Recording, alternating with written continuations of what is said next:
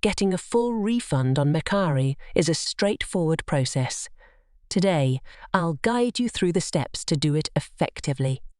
If you have concerns about an item you received, initiate a return request within 72 hours of the confirmed local delivery time. Go to the order status page or the rating page to start the return process. An item may be eligible for a return if it's not as described, doesn't work as described, or is damaged during shipping. Provide a reason for the return and clear photos of the shipping label, external package, packing materials, and all items included. Submit the requested photos and answers within 24 hours.